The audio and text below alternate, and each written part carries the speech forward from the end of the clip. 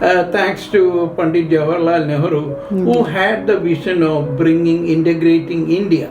That means IITs, regional engineering colleges in every state, where the students come from every state. To make a telephone call at that time to India, it cost about $3 per minute. Any time any new community comes, there is a local community who is saying they're trying to, what are they trying to do? The community was my passion. So that was one incident which I said we need to organize ourselves. 1988, there was a gang called Dot Buster Gang. You know, just a year before there was a movie called Ghostbuster. So they coined the word Dot Buster because our women had bindi on their forehead. So they wrote that we are a gang called Dot Buster, and that letter was published in New York Times in the front page. We are going to go after Indians specifically. And one of our medical doctors in Jersey City got killed. Because of that, we could keep the door open. That was then when the Simpson-Macaulay bill passed. They kept those clauses of migration, of those things, they were going to take it out. So we kept it in the as it is without any change. So any community to progress, we need that active, dynamic community group.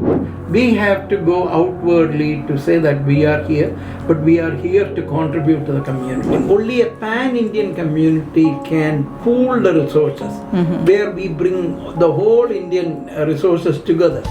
So we listen, we learn, we connect, where every story matters. Welcome to Beyond Borders with Meera Shankar. Namaskaram, Vanakkam. Good morning, good evening, and everyone. This is Meera Shankar.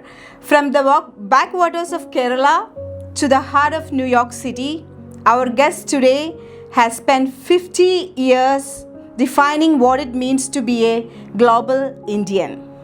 I am Meera Shankar, and this is Beyond Borders with Dr. Thomas Abraham. Welcome to the show, Dr. Thomas Abraham. Namaskar to all the listeners of Beyond Borders with Meera Shankar. Thank you for giving me this opportunity to meet your audience. Yeah, thank you so much for giving us an opportunity to being in with Beyond Borders with Meera Shankar and going to share your story, going to share about GOPIO, and going to share all the obstacles and all the the years you've been here. So we wanted to know the story, right? Thank you so much for that. First of all, before we get into anything, I wanted to know a little bit about your background, like a Kerala story. You grew up in Kerala.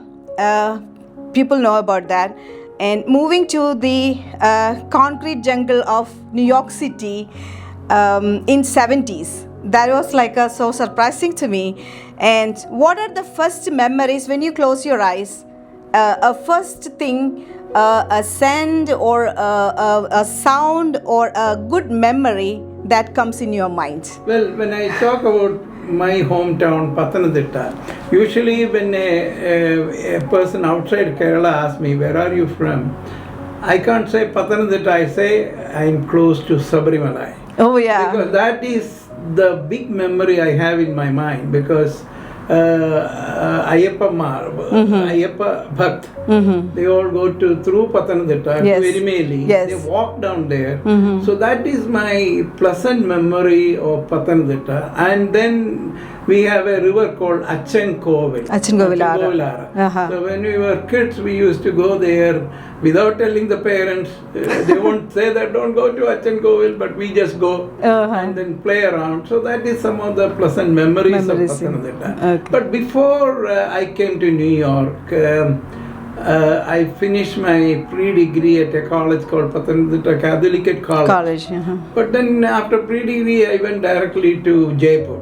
Jaipur means I didn't even know how to speak Hindi, and I didn't know how to speak English. Because even though pre-degree was English medium, but many of the things we can write in Malayalam. That is what happened. But that was the best thing I did in my life. Like, you from Kerala to India platform. Right. And it so happened that that engineering college was a regional engineering college.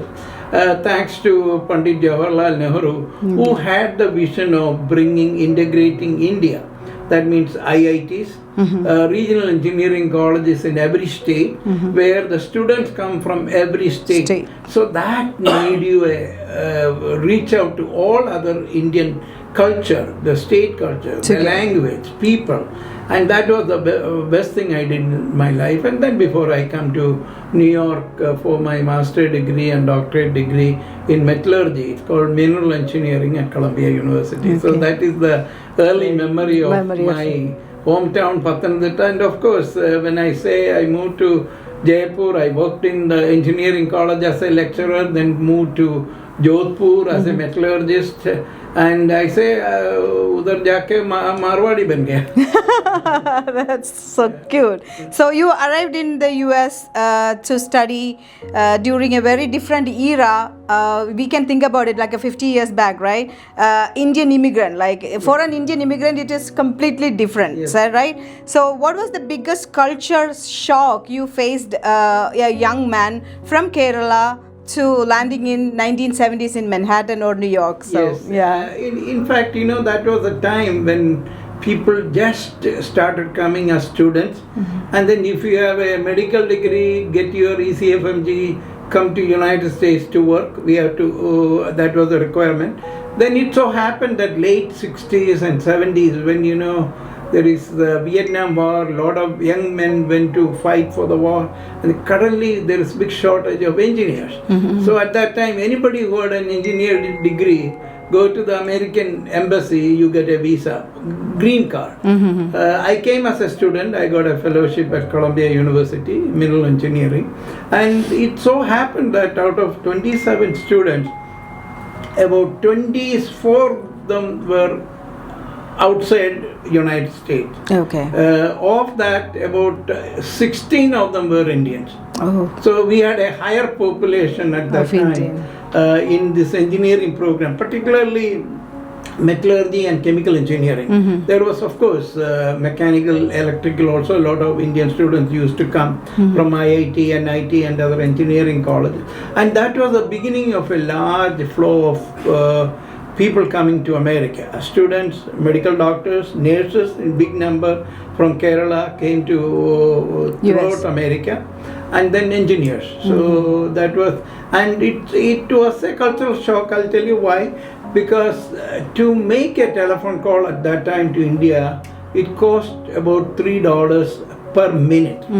You can imagine. That also, if I want to make a call to my hometown in Pathanamthitta, you put a trunk call booking, it takes as much as one full day to get a call connected, because we go through either Chennai and then go to other exchange. It's all manually done. Oh, okay. So you book a trunk call, and after that you wait as much as one day. You can't go anywhere till we don't know when the call comes. So that there is the cultural shock, you're not connected. And the only thing which happened was that at that time, I used to be involved with the Students India Club of Columbia University, a student body. So we happened to be right in Manhattan, the center of New York, and Columbia University was a very liberal university. They allowed all cultures. So we were able to screen the movie Bollywood films. So what happened, a lot of people used to come to the Columbia University. In fact, all this movie people who bring the movies, the first premiere is at Columbia University. Then it goes to other places.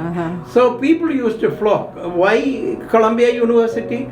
Because people used to come to New York. Our 747 service, Air India 747 started from Bombay to London and then to New York. That is how the route was. The flight worked. So they all used to come to New York City.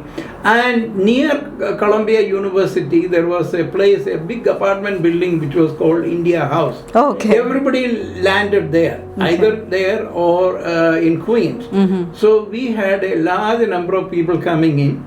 And they didn't have anything to do on the weekend because you come to a new culture and then you don't hear anything about India because the New York Times is the only one which would have some news item which comes maybe something like if there is a disaster happens in India, whether it is a flooding or an earthquake, that's a small news item.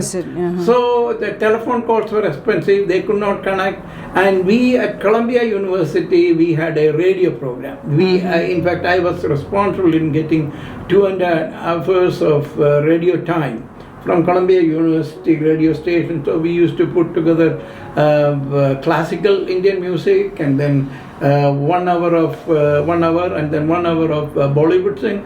Then we used to give time to Tamil Sangam, Malayali Association, Telugu Association, Punjabi, Bengali, all those people, because by the time people have already came and they're all independent organizations started. So we used to give time. That's why we were connected with them very well, and we were the richest club at that time in America because we used to have a lot of movie revenue, and in fact when Hindu temple at the Queens Ganesh temple came, so we collected so much of money, so we made a big donation to Ganesh temple. I'm talking 1970. But above that, one big thing we did. We collected so much of money from early 70s, we put it in a trust. Then one of our professor who did the PhD went back to Delhi IIT. His name is Dr. Kiran Seth. So he wanted to start something called SPICMACI, Society for Promotion of Indian Classic Music and Arts. So it's called SPICMACI. We gave a large sums. See, at that time in India, in our corporate culture or even government agencies, they never supported arts and art forms, and so this was a big thing. He got this big amount of money because he was a professor. So that got started, and that became very big later. I mean, this is sort of a contribution from NRIs to India. So that's something. So that how it worked out, and then I got involved actively. As I said, I was the president of the India Club of Columbia University, and we had influence with other community groups, and then we had money too. So I became a chairman of the Joint Committee of Indian Organization, which was done with the cooperation of the Indian Consulate to celebrate India Independence Day, Mahatma Gandhi Jayanti, and Republic Day. So then what happened, the community started coming, as I mentioned, Ganesh temple came, then we had this Swaminarayan temple came, and the Gurudwara came, and suddenly the local community also started thinking, who are these people coming? Then there was little problem. Any time any new community comes, there is a local community who is saying, they're trying to, what are they trying to do? And in fact, I tell you an incident. When I was president of the India Club, I went there. After the program, we gave a check to, I mentioned to you, we gave a donation to the Ganesha temple. So after the program, I was walking back from temple. My friends stayed back, but I had to go back. So I was walking to the nearest subway station, and there were in New York City. So there were 3 young kids behind me. They were making fun of me, making some noise, and somebody threw one Coke bottle on me. So I was scared. I didn't want to take a fight with him. So I pretended as if it never hit me. I wanted to get out of that place. So I just slowly moved fast. And avoided a bad situation instead of me getting into trouble with those guys. So that was one incident which I said we need to organize ourselves, because if we don't organize ourselves, it is not in the interest of the community. So since we were in the India Club of Columbia University. We had influence with many of these cultural groups because we used to give them radio time and things like that. So I could convince everybody that let's put together a group which is more like a permanent. I looked at the experience of some of the other groups. So we formed the Federation of Indian Associations. These small incidents could be the spark that were from spark. So I said we need to put everybody together. So I spent a lot of time. In 1975 I finished my qualifying for my PhD. But afterwards I was doing full-time work with the community. I never stopped. I looked again issues, which are the major issues. So I started with that, and then we once we had an experiment with the Federation of Indian Association, which is very big, by the way.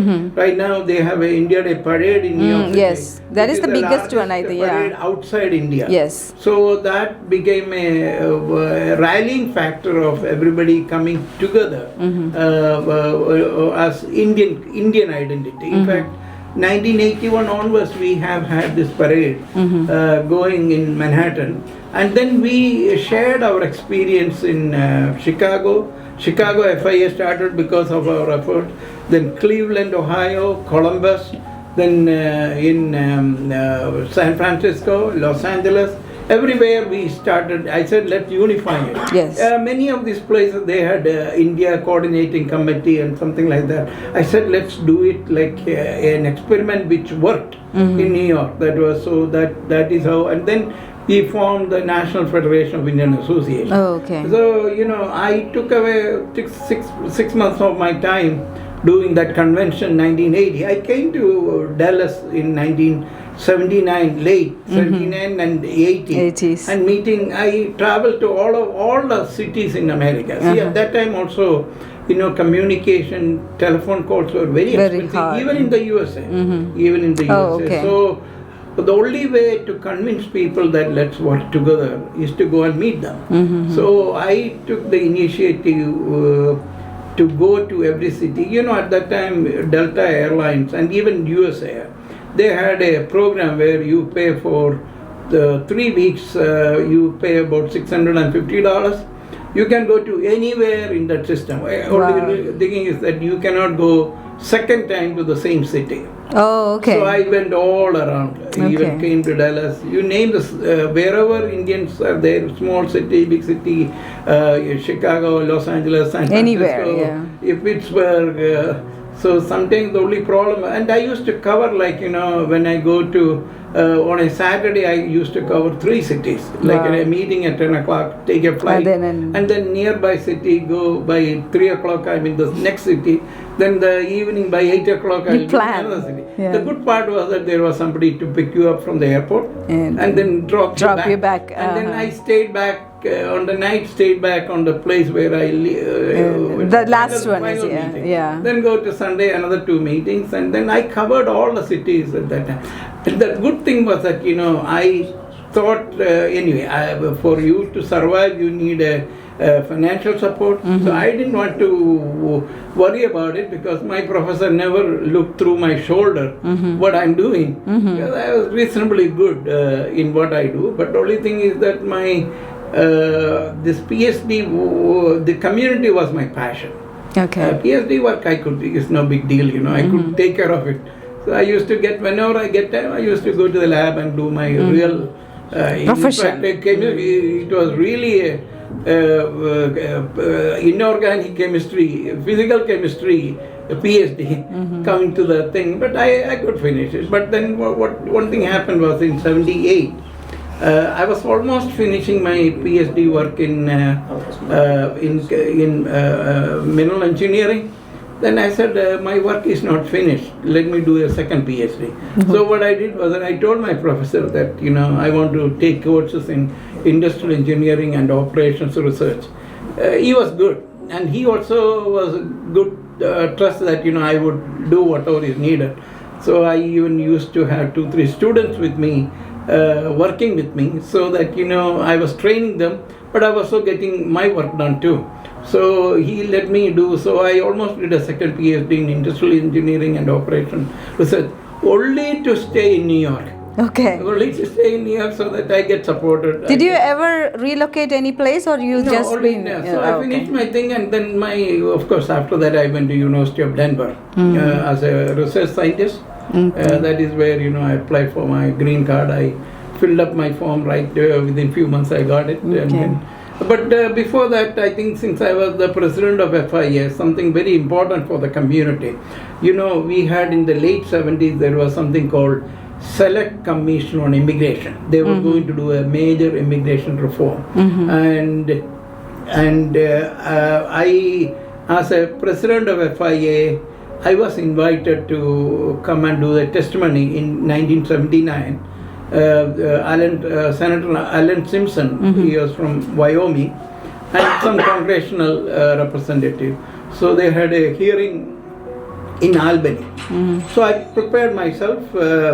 I got the help of many immigration attorneys who worked with me, made a good testimony saying that you should not remove the clause of migration of immigrant adult children of the immigrants, as well as adult children as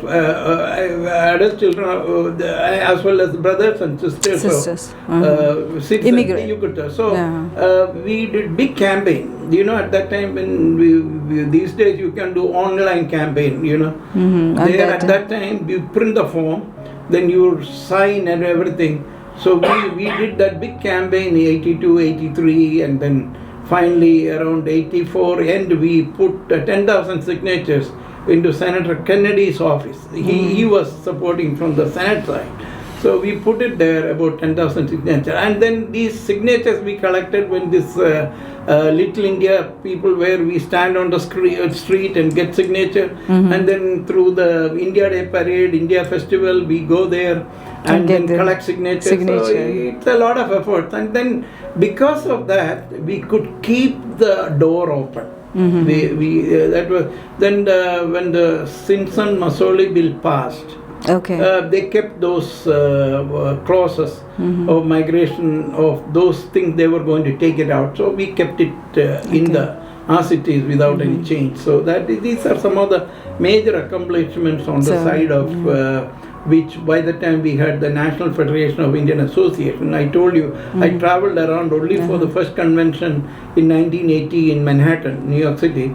So when before you come to 1980s, I have a question. Like in 1977, you founded the Federation of Indian Association, right? Yes. So then, looking back at the first India Day Parade, right? So did you ever imagine it would become the global spectacle? It's like right now it is happening today. Did you ever imagine that? No, it's not. But we wanted to show our presence. See, the politicians look at numbers. So when they come to address the Indian community, they say a nice thing, but they need to see the community, and that is you have to show that we are together, bigger force. So that is what happened in the India Day Parade in terms of. So we never thought about that. But afterwards, India Day Parade started in Chicago, many other things. Many other places. Now in New York, there are about 5 parades. In Long Island, in Queens, in Manhattan, in Edison. So it's a big thing. All the local politicians come there because and also slowly our new generation people started taking interest, and that is very important. See, whenever any political candidate, any new people come, first they come is to the community. I can give an example, Bobby Jindal, or even in the early times, even Nikki Haley. They all came to the community first. And even now, any congressmen, senators who achieved, even when Senator Kamala Harris was running for state attorney general, then to senator, the community supported. And that is how, even though we all come together under a non-profit platform, in that process we develop the network, the network of people. We can just call them. We do individually fundraisers, but we did develop. So any community to progress, we need that active, dynamic community group and that is why the success of Jewish community. Yes. Similarly, we are trying to replicate what they did. That we have been successful. So on a national level, by the time late 1980s, we became very, very active group, National Federation of Indian Association.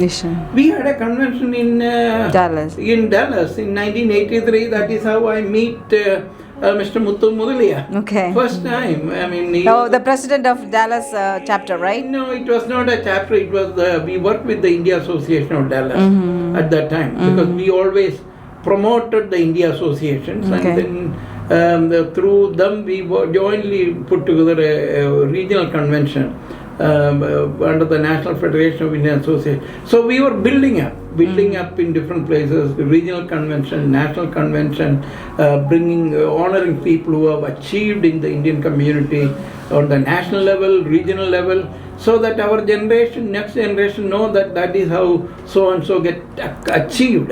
So those kind of things happen, and we look forward. But the global thing starts in the late 80s, which I will tell you when you come. So I think our community became very, very active. 1988, I can tell you, when US government was going to give massive military support to Pakistan, and we went to Washington, National Federation of Indian Association, we had a testimony in the Foreign Relations Committee, and then there was demonstration also against this massive military aid, and we could stop it. So the thing is that if the community is active, and then you work with your elected official, we can achieve, and we did achieve that. Okay.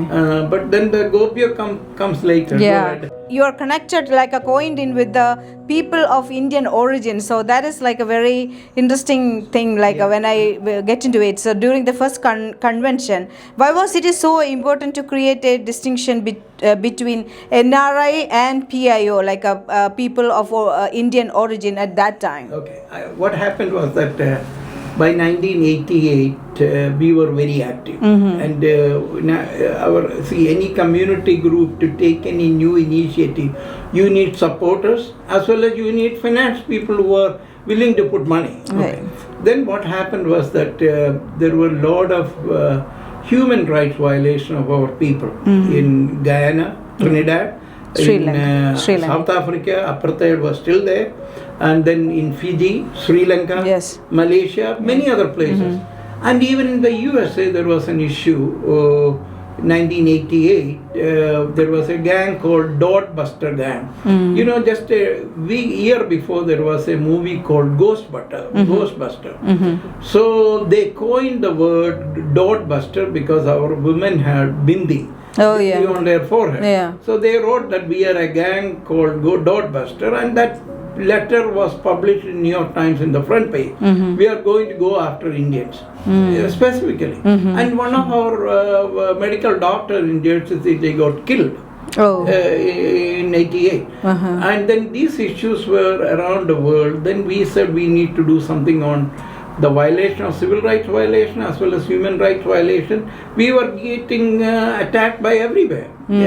So there also again communication was an issue. See, you can't go and sell a movement by the telephone, and telephone itself was expensive. All these countries. So what we did was that in the National Federation of Indian Association, luckily we organized ourselves by the time. We could take the next step, because any new initiative, you need the support of the community as well as the finance. So we said, okay, we are going to have 50 people putting $1,000 each. They are the live members of this new movement which we take. We didn't say GOPIO at that time. So we traveled to every places in the world. I covered the whole of Europe. Like, I go to London meetings, and then go across to France, to Paris, and from there a friend came from Germany, drove me all over the places. We two of us went there. We sent a delegation to Trinidad, Guyana, all these places, because there, our people were kept outside the government. Although they had a majority, in some cases the foreign minister, and in Trinidad, Basdev Pandey was kicked out. That was issue was there. They were not allowing India cultural center, which was financed by Government of India. And then Dr. Jagan, who was elected as a president, he was thrown out. So issues were there. So we went and met all of them. And then Rajiv Gandhi was the Prime Minister at that time. He saw that the Government of India obviously will support our Indians wherever we are. But the Government of India itself did not have enough, India did not have enough influence at that time. So they saw emerging communities in UK, USA, Canada. So it is a way by which you can also, these communities can influence. So when he saw that, and I think a person like Sam Pitroda at that time also actively with Prime Minister Rajiv Gandhi. So he also communicated that this is a good thing to do. So he became honorary patron of the convention. We had a one week long convention looking at the human rights violation, issues of people of Indian origin. And you said about person of Indian origin. Why it happened? We thought first the convention of overseas Indians. So before the big convention, we had pre-convention in Trinidad, in UK, and in India, and a few other places. So when we went to Trinidad, we had this pre-convention meeting. We used the word the convention of overseas Indians happening in New York. This was the pre-convention. Then what happened? The local community there, they termed the Indians in Trinidad, these Indians are overseas Indians, they have to go back. Then I thought that wording is not correct, because that is not acceptable to people, especially in the countries where we have fourth and fifth generation. So the most acceptable name was people of Indian origin. Our identity. And that is when we coined the word people of Indian origin. And that, of course, Government of India accepted it, even PIO card and everything. But one of the most important thing at the convention, we had, when I told you, week-long convention, every day we had a topic to discuss. One is human rights and civil rights violation. Second thing, exchange of culture and art. Third thing, how to develop, do development, participate in the development in India. So these were the topics every day. I'm even thinking, when I can do a convention, I can't even think of doing Sunday to Sunday convention. I mean, we had 3,000 delegates coming from different for 7 days. I mean, all of them were not there for all 7 days, but we had that thing in that we had, and every night we had like Indo-American night, Indo-Canadian night, Indo-Caribbean night, then Kathakali from Kerala, sponsored by ICCR. And then Briju Maharaj, who was the classical Kathak dance. So these were like great events for one full week. So one of the things which we did was, in terms of 23 resolutions were passed. That includes look at the human rights violation in Trinidad, Guyana, in Fiji. So we passed separate resolution. Many of them submitted to United Nations. And then the most important thing for especially people living in the Western countries was, we said we need dual nationality. That was the thing. First we proposed dual nationality at that convention, and then we started campaigning on that. So you did like an instrumental in lobbying for the dual citizenship first, right? Yes. But the Government of India came first with the PIO card, like that's a permanent resident card, like a green card. It was fine. And then they changed, and then this Pravasi Bharatiya Divas, even Vajpayee ji made a commission on overseas Indian community commission. That was commission traveled around, and we worked with them very closely, and they said they want to do Pravasi Bharatiya Divas, like what we did. After 14 years, 89 we did, the Government of India did in 83. That was fine with us because there are more resources. We were all volunteers.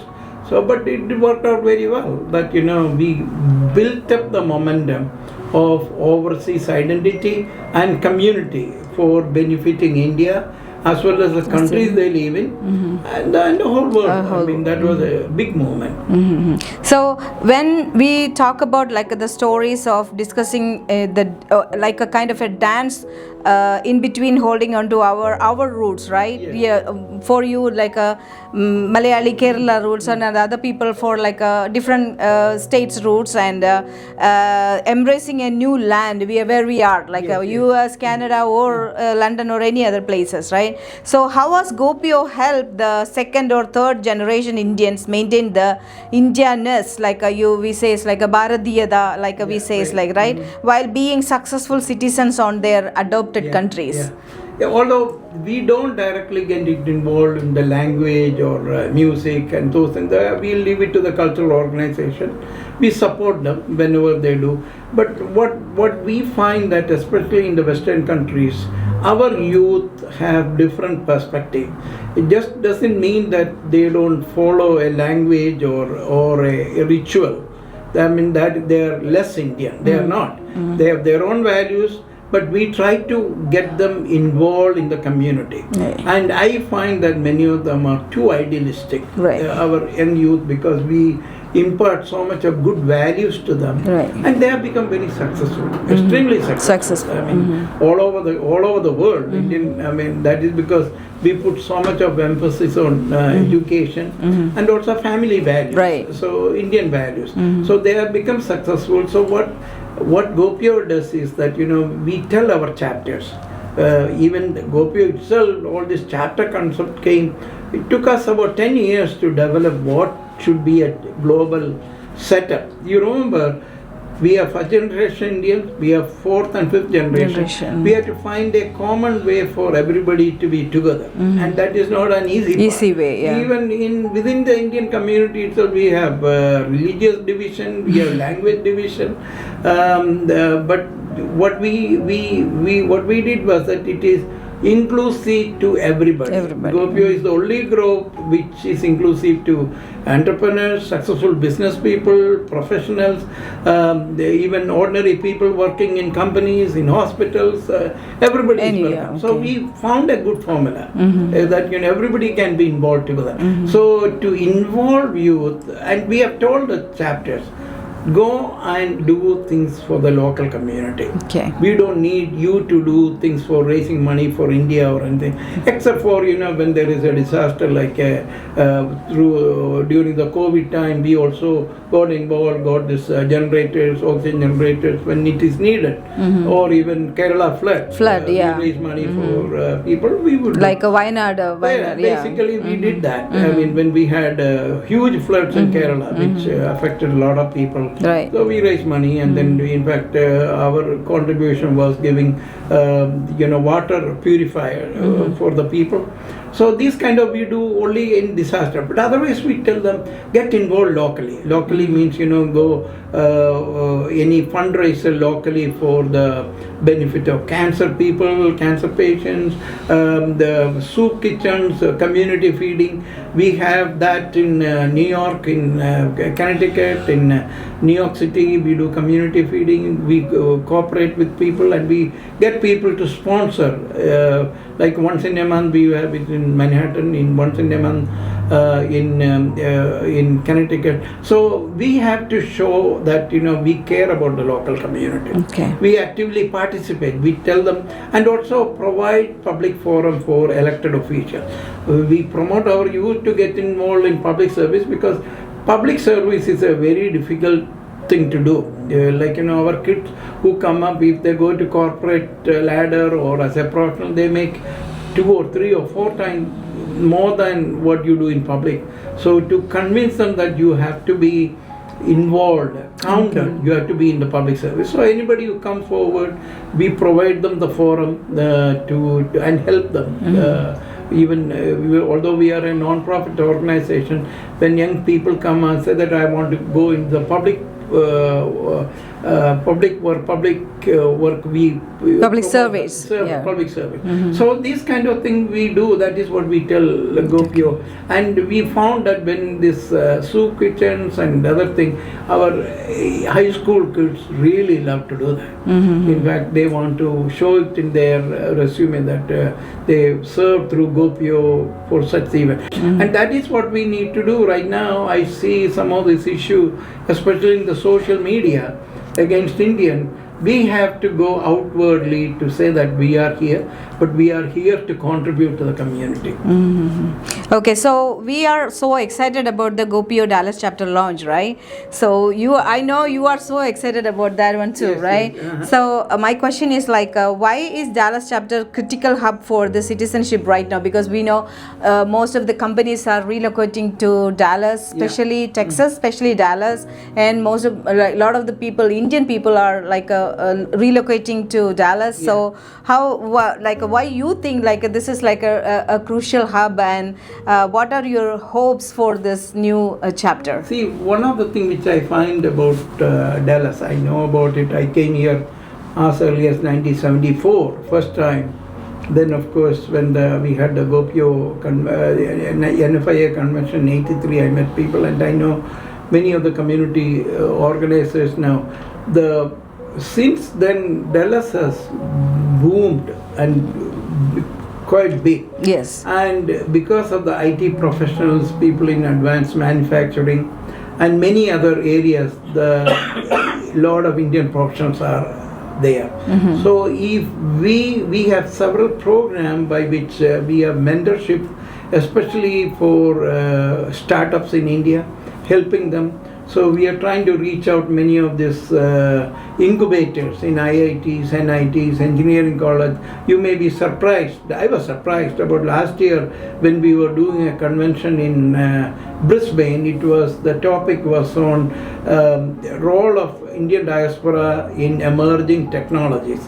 In that process, I also tried to reach out the various incubators in India. To my surprise, there are several hundreds of them. So when some of these people are starting things in India, we need to, especially what we find, especially in the technology layer, that they may have some good ideas, but to get it off the ground, we need some diaspora members who are expert, who know how to do it. So Dallas has a lot of people whom we can have them involved.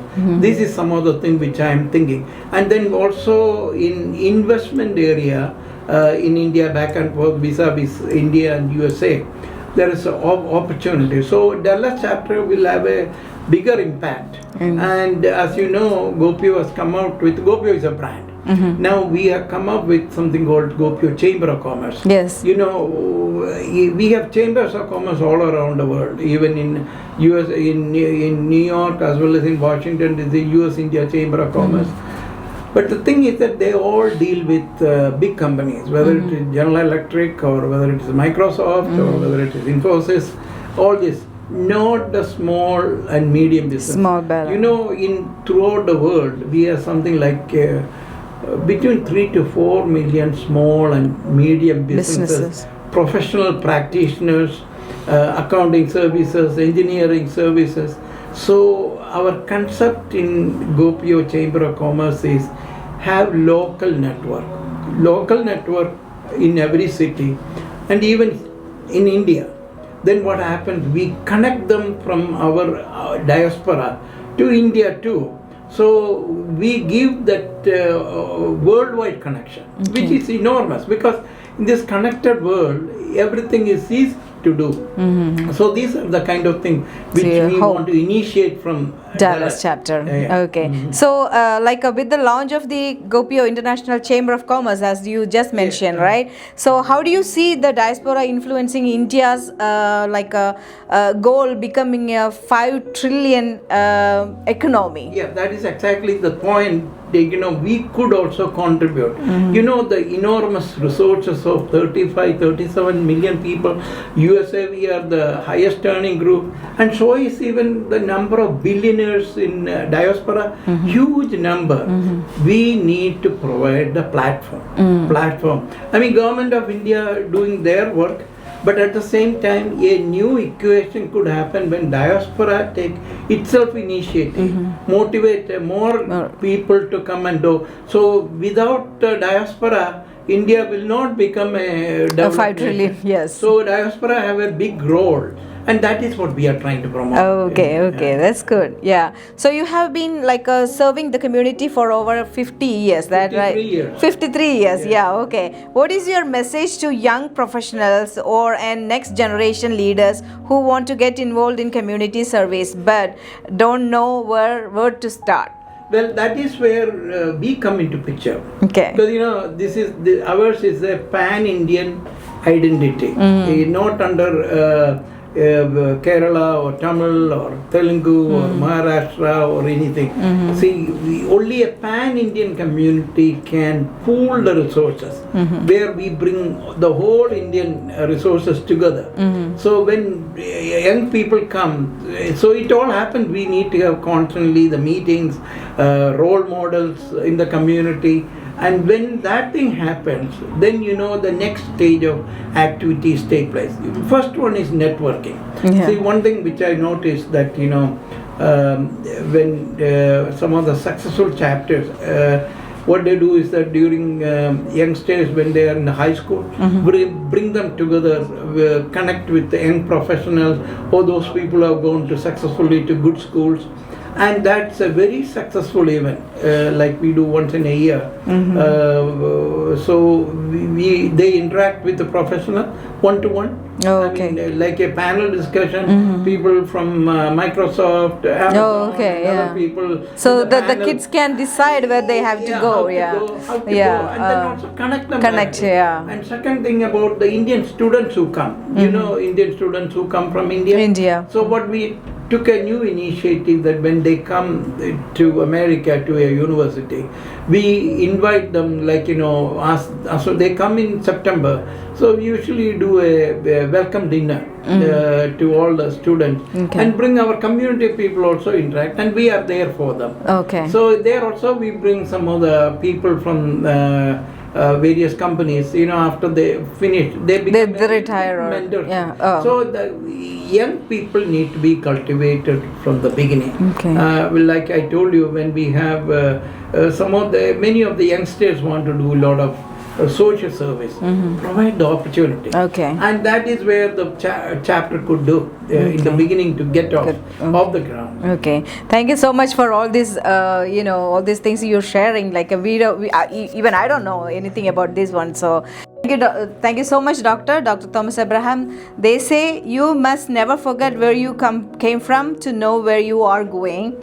And today you have demonstrated that even after 5 decades of building global institutions, your heart remains rooted in Kerala and its borderless of values. Thank you so much once again for being a bridge of millions of us, and for reminding us that being global doesn't mean leaving local behind. Well, I'm part of Kerala, but you may be surprised to know that I'm still an Indian citizen.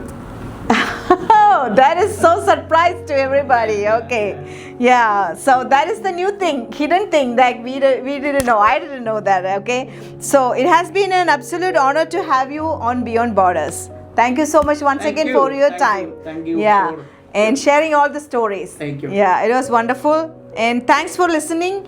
We have got more incredible stories coming your way next time. And until then, keep watching Beyond Borders. Stay tuned. This is signing off, Meera Shankar, Beyond Borders. Thank you. Thank you.